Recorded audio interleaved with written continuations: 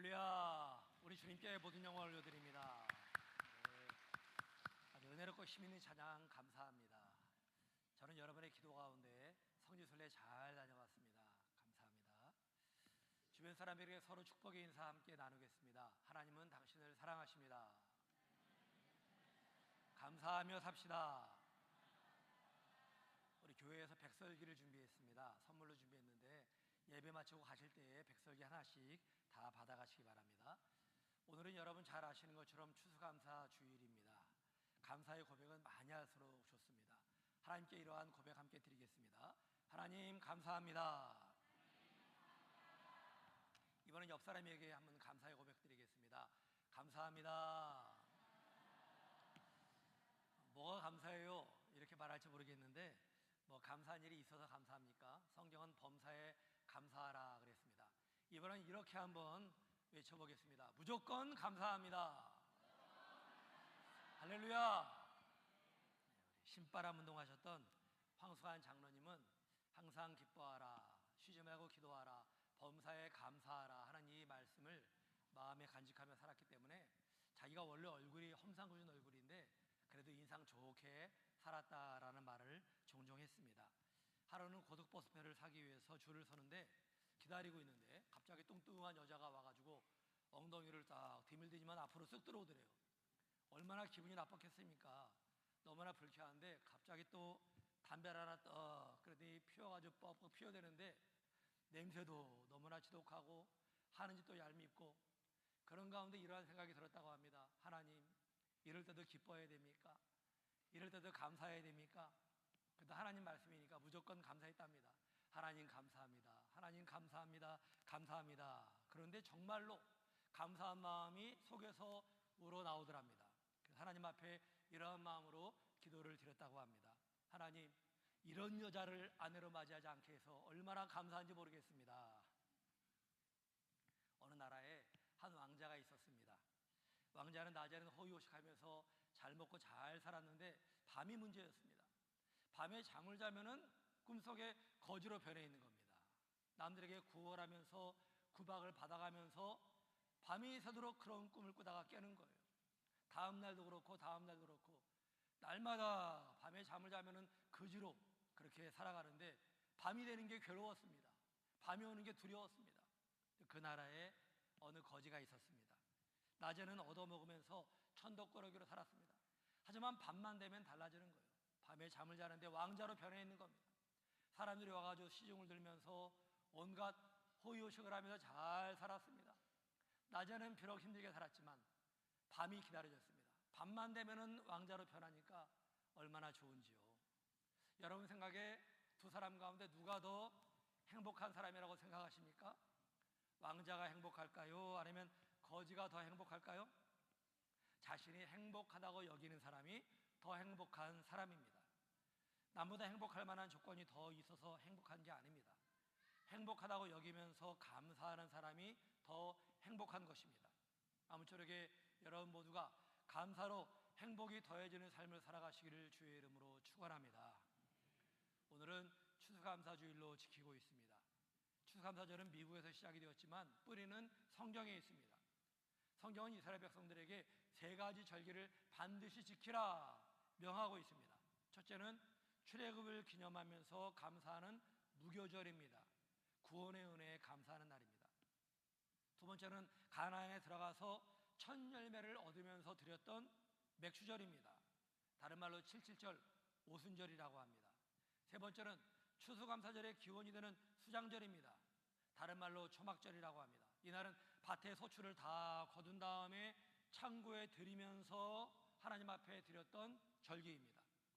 세 가지 절기의 공통점이 있는데 모두가 다 감사에 있습니다. 미국에서 지켜지는 추수감사절에도 특별한 감사의 의미가 있습니다. 미국에서는 1년 가운데 가장 커다란 명절이 바로 추수감사절입니다. 이날은 온 국민이 3일 동안 추수감사절 휴가를 즐기고 있습니다. 다음 주 28일부터 연휴가 시작이 됩니다. 미국의 추수감사는 너무나 잘 알려진 이야기죠. 저 영국에서 가톨릭의 박해를 받던, 신앙의 박해를 받던 146명의 청교도들이 신앙의 자유를 위해서 미국의 플리머스 항구에 1620년 12월 26일에 겨울에 도착을 하게 됩니다. 이들은 미국 땅에서 각고의 고생 끝에 첫 수학기인 1621년 가을에 감사의 절기로 정하면서 일주일간 인디언들을 초청해 하나님 앞에 예배드리고 또 감사의 축제로 즐겼습니다. 이것이 1863년 9월 링컨 대통령에 의해서 현재 추수감사절로 정해지게 되었습니다. 우리나라의 추수감사절은 1904년부터 11월 셋째 주일에 지키고 있습니다. 가이드 포스트지에 이러한 글이 실린 적이 있습니다. 아메리카 신대륙에 첫 발을 내디딘 청교도들이 어떻게 하여 살아남을 수가 있었을까 하는 질문으로 시작된 글이었습니다. 메이플라워를 타고 대서양을 건너서 신대륙에 정착을 하면서 이미 절반 이상이 죽었습니다. 이미 그들은 낯선 땅, 추운 겨울에 아무것도 없던 그 황량한 땅에서 어떻게 살아남을 수가 있었을까 하는 것입니다. 여러분, 그들이 어떻게 살아남을 수가 있었을까요?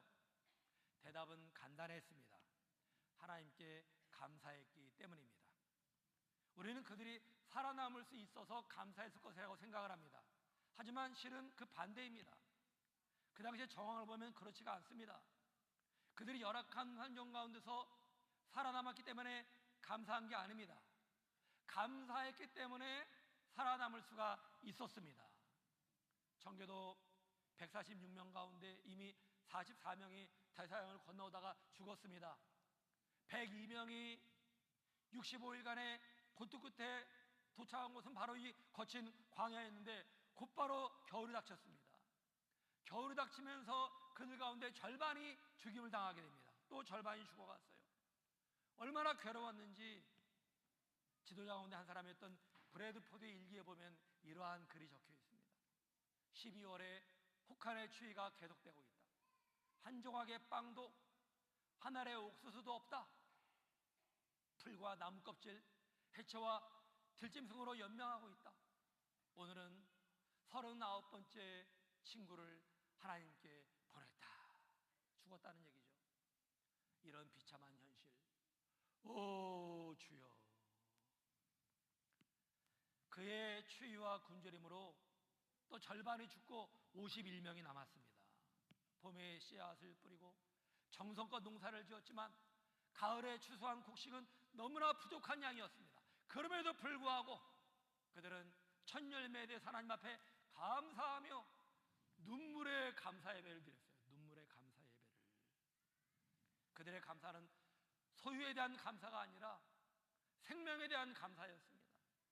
오늘 내가 생존해 있음에 하나님 앞에 감사드렸고 구원받음에 감사를 드렸습니다.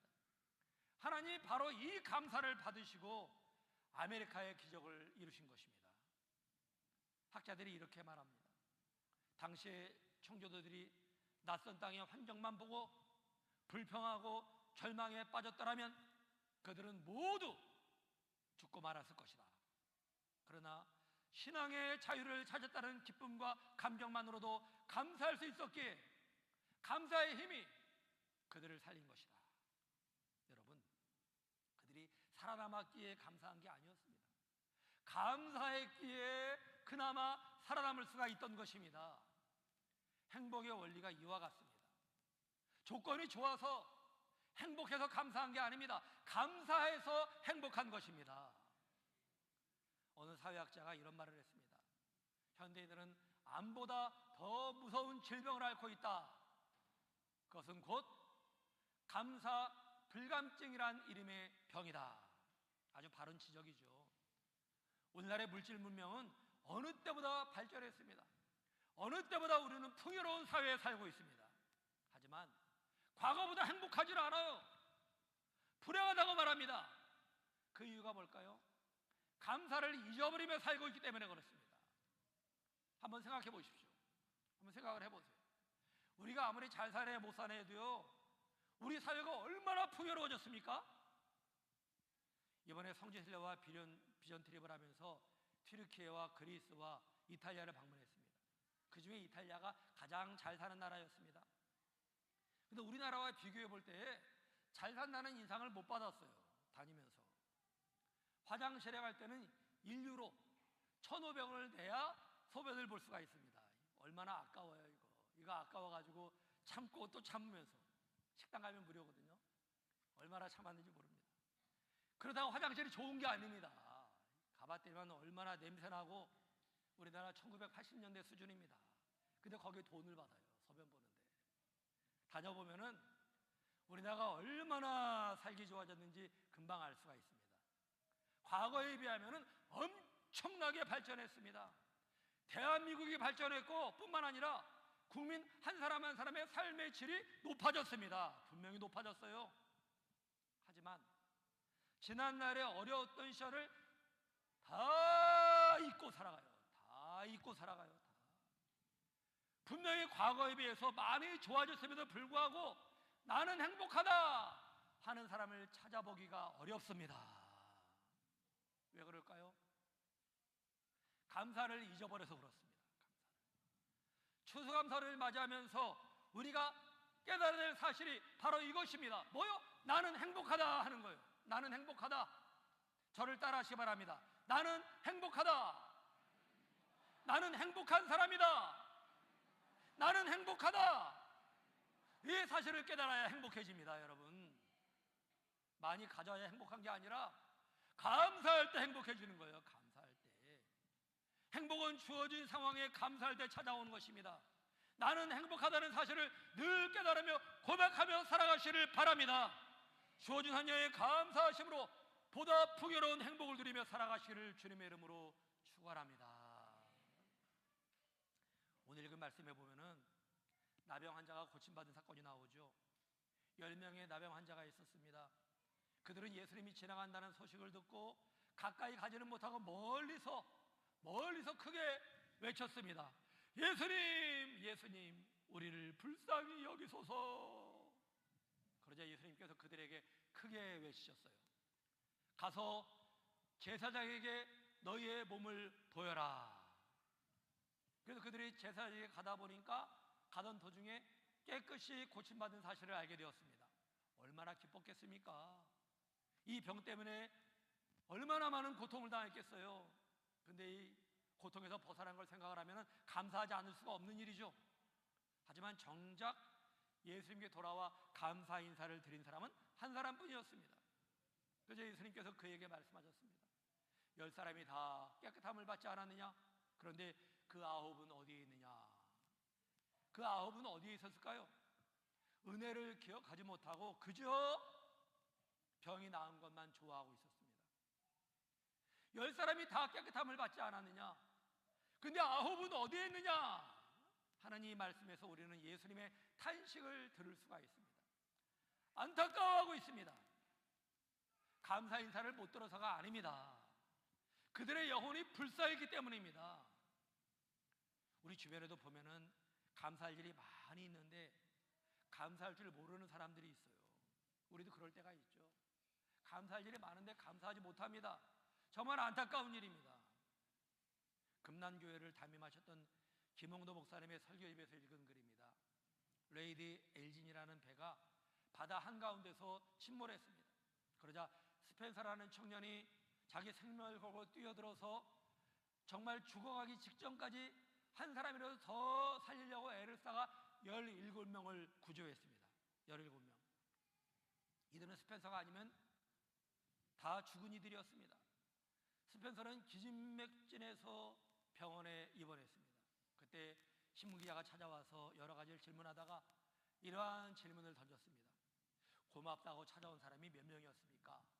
그러자 대답하기를 한 명도 없었습니다. 많은 사람들이 감사를 잃어버리며 살아요. 우리도 그래요. 감사를 잃어버리며 살아갑니다. 이게 우리의 불행인 거예요. 실은요, 달래 불행이 아니라 감사를 잃어버리며 살아가는 게 우리의 불행이라고 하는 것입니다. 반면에 감사할 일이 없는데도 감사하는 사람이 있어요. 똑같은 일을 당하면서 어떤 사람은 감사하며 살아가고 어떤 사람은 감사를 잊어버리고 살아갑니다. 그 차이가 어디 있는 것일까요? 오늘 읽은 성경에서 우리는 그 차이를 발견할 수 있는데 그것은 믿음의 문제다라고 하는 겁니다. 믿음의 문제. 19절에 보시면 예수님께서 감사하기 위해 찾아온 그 사람에게 이렇게 말씀하세요. 그에게 이르시되 일어나 가라. 그 다음 뭐라고 그러세요? 내 믿음이 너를 구원하였느니라. 너의 감사가 너를 구원했다 이래야 옳은데 그게 아니라 감사하며 찾아온 사람에게 내 믿음이 너를 구원했다라고 말하고 있습니다. 이게 무슨 말일까요? 믿음이 있었기 때문에 그가 감사할 수가 있었다는 거예요, 여러분. 감사의 근본은 믿음에 있는 겁니다. 믿음. 감사의 근원이 바로 믿음에 있다는 거예요. 우리는 속으로 아니 믿음과 감사가 무슨 관계가 있는 거야 라고 생각할지 모르겠습니다. 하지만 진지하게 생각을 해보면은 믿음과 감사에 깊은 연관이 있음을 알 수가 있습니다. 여러분, 사실 우리가 현실을 보며 감사한다고 할 때는요, 감사가 오래가지 못해요. 생활의 환경이 좋아지는 걸로 감사할 수 있죠. 하지만 오래가지 못한다 하는 게 문제라고 하는 겁니다. 예를 들어 새 집을 샀어요. 방 2칸짜리에서 화장실 안에 살다가 방 3칸짜리에 화장실 2개가 있는 새 집에 들어갔습니다. 얼마나 좋아요? 화장실이 2개나 됩니다. 이제는 싸울 일이 없어요. 아들 하나 두고 있는데 이 3명이 각자가 다 방을 하나씩 가질 수가 있게 됐어요. 얼마나 좋아요? 세상을 다 가진 것처럼 그렇게 좋을 수가 없죠. 너무나 감사하죠. 하지만 세월이 지나면서 어떻게 변합니까? 점점 감사의 마음이 무뎌져요. 감사의 마음이 점점 무뎌집니다. 그리고 당연한 것으로 여기게 됩니다. 당연한 것으로. 이제는 방 4개 가진 사람, 5개 가진 사람이 부러운 거예요. 새 차를 산다거나 새 옷을 사도 그렇습니다. 처음엔 그렇게 좋아도 시간이 지남에 따라 감사의 마음이 점점 무뎌집니다. 그래서 생활 속에 어려움이 닥쳐요. 왜 나에게 이런 어려움이 있는 거야? 하면서 불평하는 마음이 생겨납니다. 이게 사람이라고 하는 거예요. 사람. 그러나 믿음이 더해지면 달라집니다. 믿음은 마치 샘물과 같습니다. 믿음이 작용하면 우리의 마음속에 감사를 자극합니다. 이 감사가 또 다른 감사를 끌어올리면서 감사를 넘치게 만드는 것입니다. 그래서 단기적인 감사는요, 짧은 감사는 환경의 변화로 가능해요. 아이고 이렇게 좋아? 내가 이렇게 좋은 데 있네? 아이고 너무나 이 차가 좋다? 내 삶이 편해졌어? 환경의 변화로 단기적인 감사는 가능합니다. 하지만 장기적인 감사는, 범사에 감사하는 것은 믿음이 있을 때 가능하다라고 하는 거예요. 여러분, 왜 10명 가운데 1명만 예수님을 찾아오고 9명은 오지 않았을까요? 이에 대해 성경학자들은 이렇게 분석하고 있습니다. 그 9명은 병고침이 예수님으로 인한 게 아니라 자신이 몸을 잘 관리해서 그런 것으로 여기었기 때문이다라는 거예요. 예수님은 그들에게 제사장에게 가서 내 몸을 보이라 그랬거든요. 근데 그때는 몸이 안 나왔어요. 그대로였습니다. 가다가 몸에 병이 나은 걸 깨달았어요. 그러다 보니까 누가 병을 고쳤는지에는 관심이 없었습니다. 병고침을 당연한 것으로 받아들였습니다.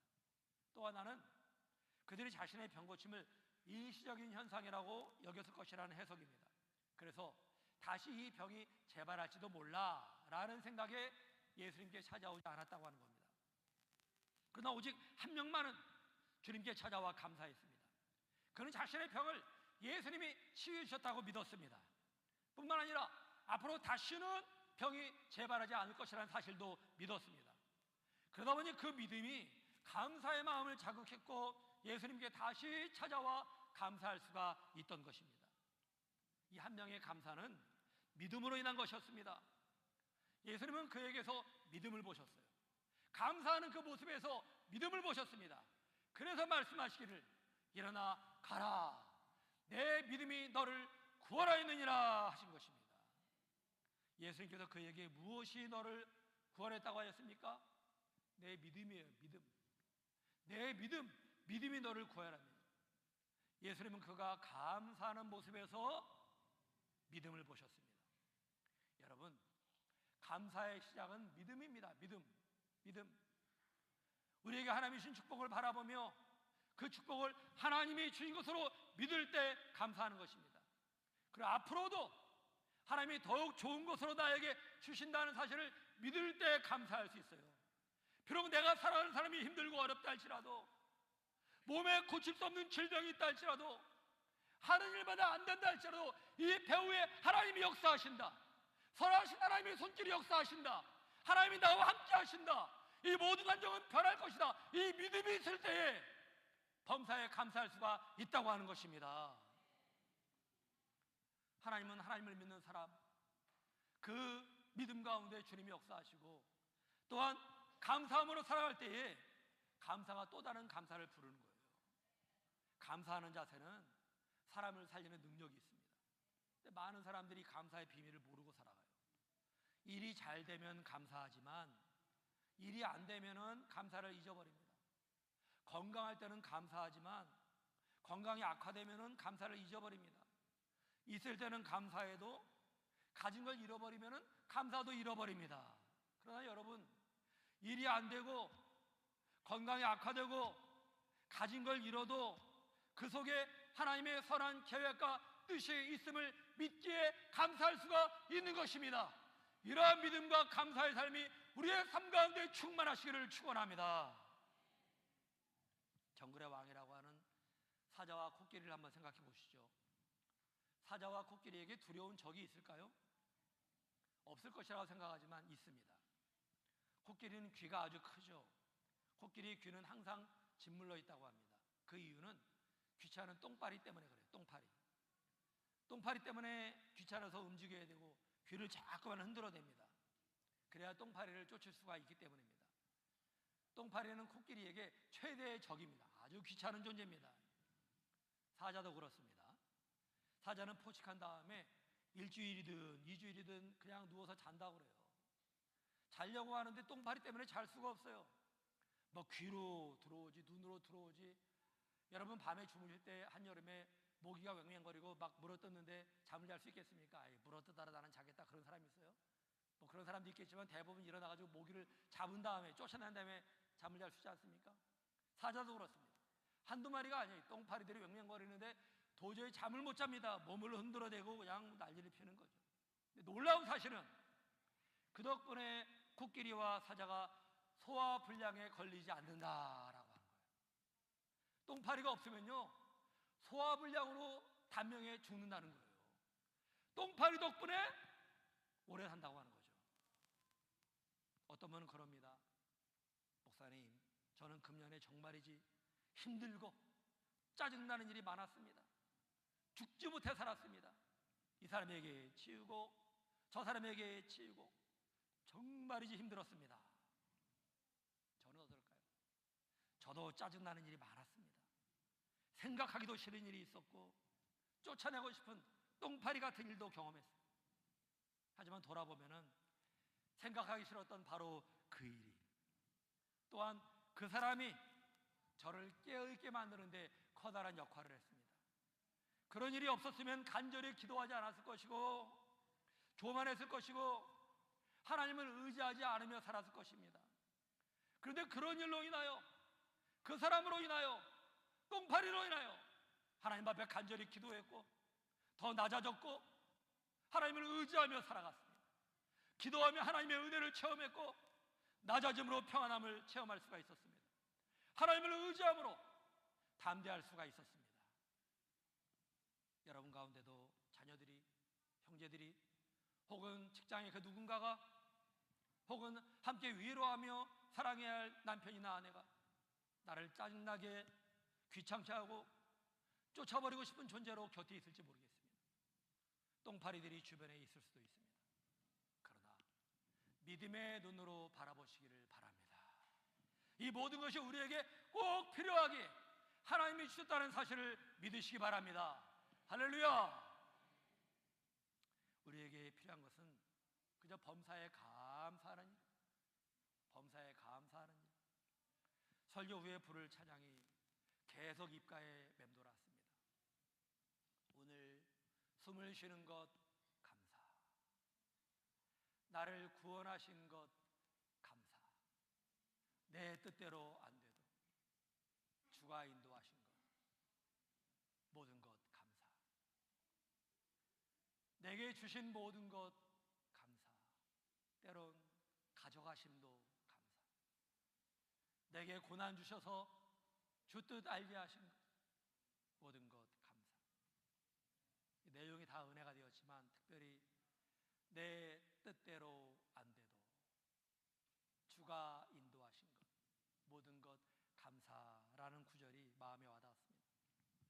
한 해를 돌아볼 때에 내 뜻대로 된 일도 있지만 내 뜻대로 안 된 일도 있을 것입니다. 그러나 믿음의 눈으로 바라본다면 모든 일에 감사할 수 있습니다. 우리에게 믿음의 눈이 열리는 은혜가 함께 하시기를 간절히 소원합니다. 이런 말미암아 하나님 앞에 감사의 고백을 더 많이 드리심으로 더 커다란 행복 가운데 살아가시기를 주의 이름으로 축원합니다. 다 함께 일어서서 찬양 드리겠습니다.